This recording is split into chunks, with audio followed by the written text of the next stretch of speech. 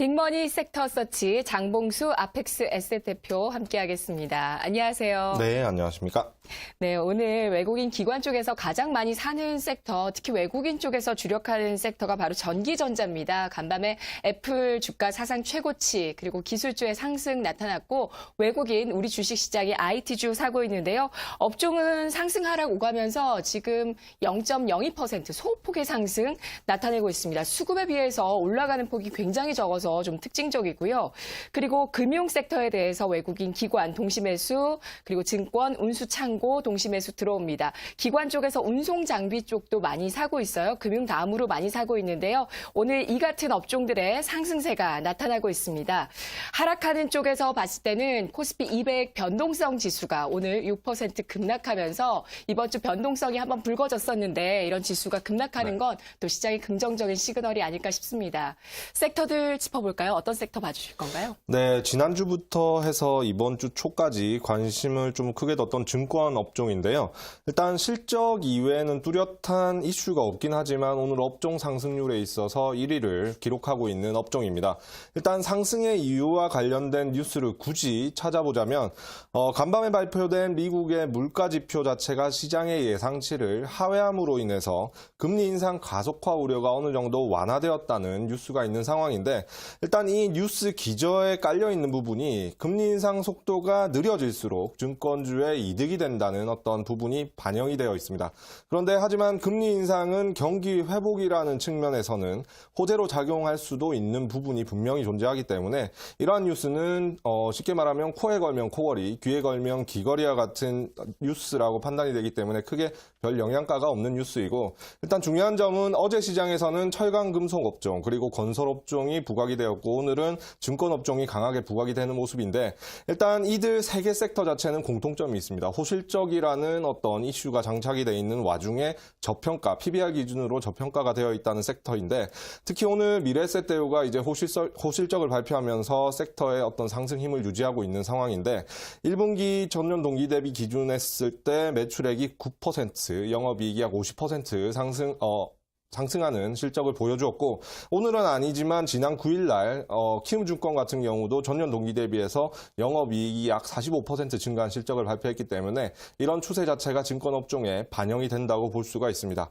그리고 전반적으로 증권사들의 전망을 봤을 때도 올해 2분기까지는 이러한 호실적 추이가 유지될 가능성이 높다고 점치고 있는 상황인데 일단 증권사 수익의 가장 기초가 되는 부분이 주식 거래 대금입니다. 그런데 올해 1분기에 주식 거래 대금이 13조 8천억 원인데 전분기 즉 작년 4분기 대비해서 약 2조 원 가까이 늘어났기 때문에 이런 부분에 있어서 수익성이 늘어났고 그리고 올해 특히 전반기부터 바이오부터 최근에 남북 경협주로 이어지는 부분이 바로 중소형주 위주의 시장이었기 때문에 개인 투자자들의 참여가 그만큼 늘어났다는 점도 이런 부분을 뒷받침해주고 있습니다. 일단 오늘 크게 부각되고 있는 상황인데 이 섹터 요즘에 그렇듯이 순환매 성격으로 부각되는 특징이 있기 때문에 관심이 있고 매수에 관심이 있더라도 오늘 이후에 음봉이 나오는 날에 소폭 분할 매수하는 전략이 좋아 보입니다. 네. 순환매 장세 대응법까지 덧붙여 주셨습니다. 음봉이 나올 때 이 섹터 실적 또 밸류에이션 메리트 있기 때문에 주목을 해보자라는 언급해 주셨고요. 현재는 하나투자증권 우선주, SK증권 우선주, 유진투자증권 중심으로 5에서 6% 강세 나타내고 있습니다. 코스닥으로 가보도록 하겠습니다. 현재 코스닥 시장의 상승을 주도하는 섹터는 인터넷입니다. 카페24 강세를 오늘 보여주고 있고요. IT 부품 그리고 오락문화에서는 콘텐츠, 엔터 기업들 오늘 장 상승하고 있습니다. 어떤 섹터 살펴볼까요? 네, 일단 음식료 담배 업종입니다. 근데 실질적으로 봤을 때 이 업종 내에서 상승을 주도하고 있는 종목들을 보게 되면 대부분 바이오 업종이 주도를 하고 있는 상황인데 일단 9% 정도 지금 현재 상승 중인 네이처셀이 있는 상황인데 앞서서도 들으셨듯이 미국을 비롯한 서양에서 이 알츠하이머병의 치매 환자로부터 이 줄기세포 치료 문의가 계속 지속이 되고 있다는 부분 자체가 재료거리가 되면서 상승을 하고 있고 그리고 진바이오텍도 약 4% 정도 상승을 하고 있는데 미생물을 이용한 사료 원료 및 첨가제 제조업체인데 관련된 어떤 이슈로 인해서 상승을 하고 있는데 그 이슈는 실적과 관련된 이슈입니다. 그래서 실적 발표를 했는데 전년 동기 대비 약 142% 증가한 영업이익을 발표했는데 일단 전반적인 이 기업 같은 경우는 영업이익의 규모 자체가 적기 때문에 이 퍼센테이지 자체가 크게 의미는 없지만 어쨌든 증가한다는 것이 긍정적인 이슈로 작용을 하고 있습니다. 그리고 이외 타업종에 속해 있긴 하지만 바이오의 대표주라고 볼 수 있는 제넥신과 안트로젠도 오늘 반등이 좀 강하게 나오고 있는 모습을 보여주고 있는데 일단 이 바이오 업종 자체를 언급해보자면 단기 투기성 자금이 일단은 빠져나가면서 조정 국면을 받고 있는데 수급이 다시 돌아오기에는 시간이 조금 더 소요될 가능성은 높다고 생각하는 것이 제 개인적인 의견입니다. 그래서 업종을 대표하는 바이오 기업들이 있죠. 셀트리온이나 삼성바이오로직스 그리고 바이로메드, 마크로젠, 제넥신 이와 같은 기업들을 제외하고는 기술적 흐름상 봤을 때 저항권역까지 반등이 나오게 되면 어느 정도 비중을 줄이고 지켜볼 필요가 있다는 것이 제 개인적인 의견이니까요. 투자에 참고하셨으면 합니다. 네. 역시 바이오주 쪽도 실적이 기반하면서 대형주인 쪽이 좀 더 지속적인 보유에 있어서 유리하다라는 말씀이시네요. 저항권역에 도달했을 때 바이오주 기대감이 있는 종목들, 재료가 아무리 좋아도 일단은 팔아서 또 수익을 챙겨보자라는 전략 주셨습니다. 그렇다면 내일장, 바로 월요일장에 우리가 공략할 수 있는 섹터 뭐가 있다고 보시나요? 네, 지난주 수요일에도, 이번 주 수요일이죠. 지난 시간에도 제가 이제 내일장 공략 섹터로 제시해드렸던 업종인데 화장품 업종입니다. 실적 관점에서 그 당시에 주목해볼 만한 ODM 화장품 업체가 코스맥스라고 말씀을 드렸는데 어제 장 마감 이후에 1분기 실적을 발표를 하면서 오늘 장에서 고점 기준으로 약 9% 상승해주는 모습을 보여주고 있습니다.